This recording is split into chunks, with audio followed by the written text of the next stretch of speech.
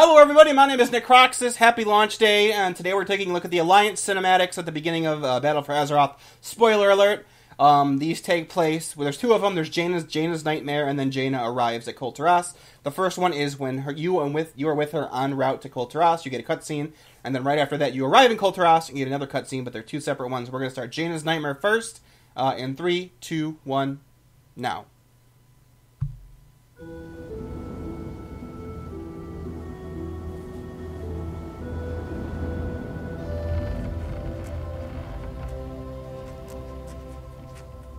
A lot of Varian callbacks to beginning of Legion right here.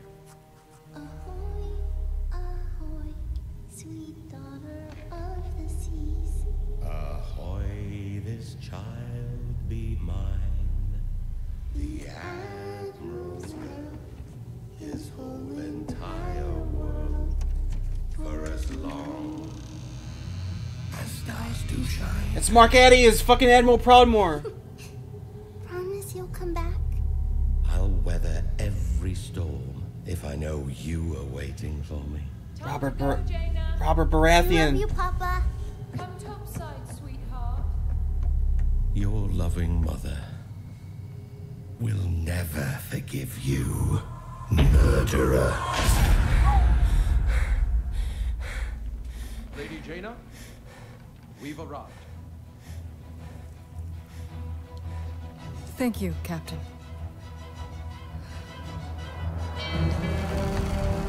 That ink though, that foreshadowing. Jaina's still on her dad's ship. I wonder if that's going to come up when Catherine talks to her. You arrive on the ship of the father you helped kill, Jaina? Let's see, here's the next one. Jaina's introduction in Kul Tiras.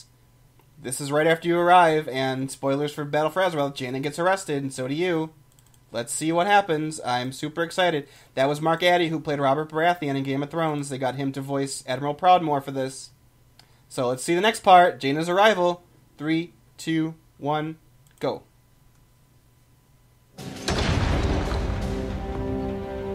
See, I thought this was like an in-game cutscene at first, but they're making it a full-blown one. That's So, my wayward daughter returns to the kingdom she betrayed. Why? I have come to ask Kul Tiras for aid. On behalf of the Alliance. The Alliance? Ha!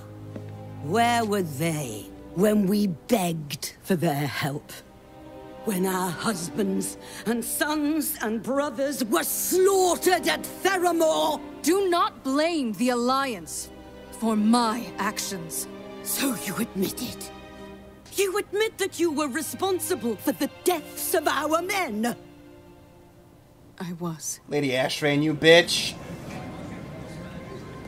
But I will do anything in my power to ease the suffering of Kul Tiras.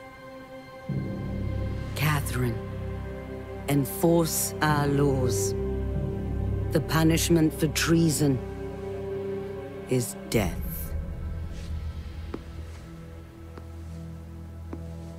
Catherine's so powerful looking in this Do moment. you accept the judgment of your homeland?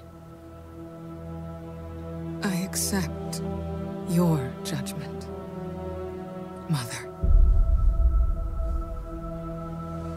I love this symbology. Catherine's hair is pulled tightly back. Jaina's is like wild everywhere right now. You are no daughter of mine. Do what you will. She is nothing to me.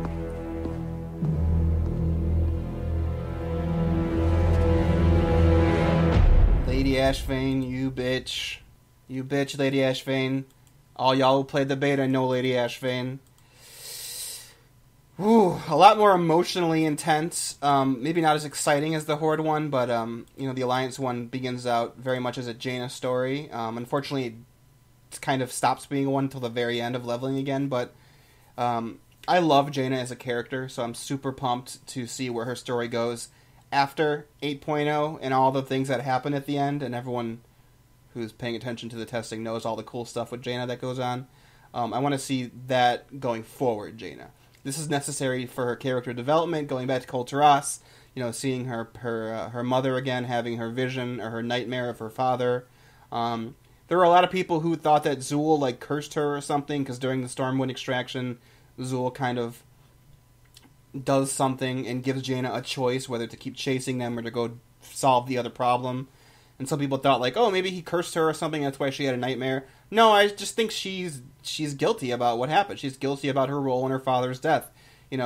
She had that whole thing during the Daughter of the Sea cinematic where she's seeing a spectral image of him, and it's interesting to know. It's interesting to find out that the Daughter of the Sea song was originally something else first, and they kind of changed it into the Daughter of the Sea after what Jaina allows to happen. Because Jaina didn't help kill her dad; she just kind of stepped aside and didn't help him. So I think there's a bit of revisionist history going on, which, I mean, I'm not saying they're retconning it. It makes sense that Kul Tiras would see what happened through their own lens as Jaina as a traitor versus Jaina. I believe that they believe that Jaina actively helped kill her father when all she really did was not stop Rexxar and Rokan and Thrall from killing Admiral Proudmoore. But again, the revisionist part of Kul Tiras would make sense. They need to believe that lie to hate somebody in that scenario, because they don't really know what happened outside of Jaina was there and Jaina let it happen, so therefore she must have helped. But yeah, there are a lot of interesting parallels to Varian when he's writing the note to Anduin on the airship en route to the Broken Isles, with Jaina writing her note or whatever she's writing down there, the ink spilling on the map. Interesting that the ink only really spills on Stormsong Valley, which makes a lot of sense when you do that storyline as Alliance. I like that little nod there. Once again, Catherine's hair pulled straight back into her bun with Jaina's wild everywhere really demonstrates their mentalities at that moment. Catherine is a hardened, cold, mean person. It kind of makes sense what she is. Jaina's kind of a mess. She knows what she wants to do, but she's kind of a mess, and doesn't really have any nice words to allay her people's hatred of her. So it's very interesting. While the Horde one was, again, more exciting, I guess, I think I did like this one more from all the little tidbits that were added in by Taron Gregory and his team, as well as the potential going forward. So it was great. Let me know what you guys thought in the comments below, but until then, stay awesome, and yeah, enjoy Battle for Azeroth, guys.